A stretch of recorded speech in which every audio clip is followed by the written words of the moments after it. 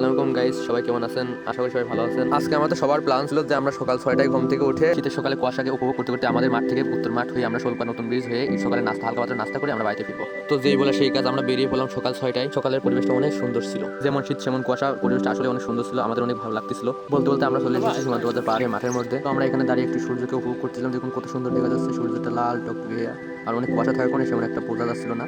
দেখেন পরিবেশটা আসলে অনেক সুন্দর ছিল, অনেক কুয়াশা ছিল, সুন্দর লাগতেছিল মাছরাঙার মাঠটা।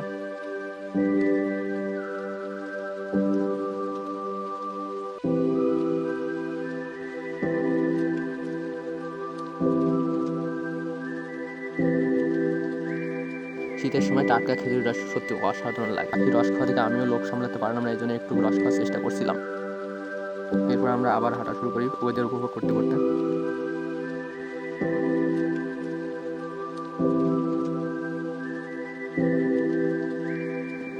এখানে রসজাল আছে, সেটা আর কি একটু দেখলাম। এরপরে আমরা আবার হাঁটা শুরু করি। মনোরম একটা পরিবেশ, খুব সুন্দর ওয়েদার, অনেক ভালো লাগতেছিল আমাদের।